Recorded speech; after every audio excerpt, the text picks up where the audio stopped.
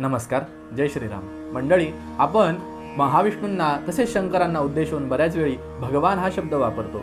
मग या भगवान शब्दाचा अर्थ नेमका काय होतो तो मी आज तुम्हाला या ठिकाणी सांगणार आहे.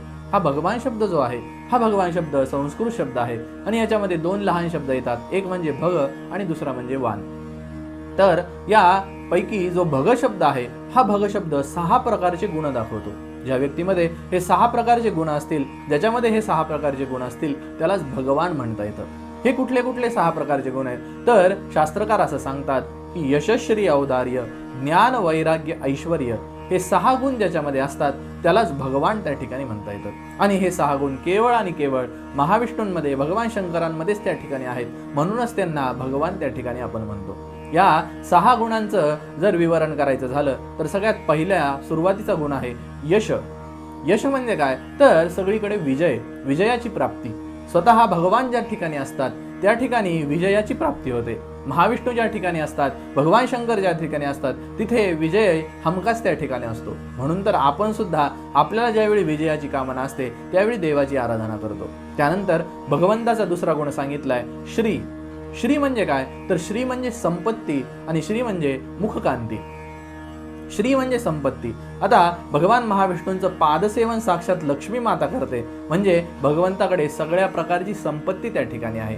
आणि त्यानंतर भगवंताची मुखकांती कशी आहे, अत्यंत तेजस्वी आहे. भगवंतासारखं सौंदर्य कोणाकडे नाहीये, म्हणून भगवंताकडे श्री हा गुण त्या ठिकाणी आहे. त्यानंतर तिसरा गुण सांगितलाय औदार्य. भगवंताकडे उदारता आहे.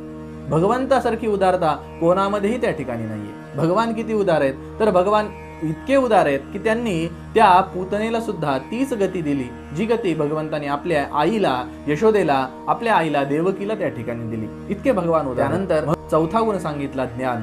भगवान हे साक्षात ज्ञान स्वरूप त्या ठिकाणी आहेत. या सृष्टीतील, या ब्रह्मांडातील, या विश्वातील जे काही ज्ञान आहे ते सगळंच्या सगळं देवाच्या ठिकाणी त्या ठिकाणी आहे, भगवंताच्या ठिकाणी आहे. आणि त्यामुळेच भगवंताकडे ज्ञान हा गुण त्या ठिकाणी लावलेला आहे.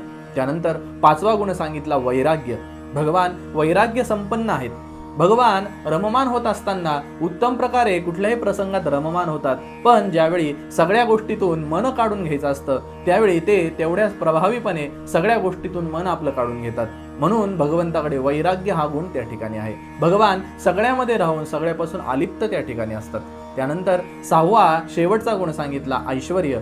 भगवंतासारखं ऐश्वर्य कोणाकडेही नाहीये. भगवंताकडे किती ऐश्वर्य आहे तर साक्षात भगवंताच्या दर्शनासाठी स्वर्गातील इंद्रादिक देव सुद्धा त्या ठिकाणी रांग त्या ठिकाणी लावतात. असं भगवंताकडे अतुलनीय ऐश्वर्य त्या ठिकाणी आहे.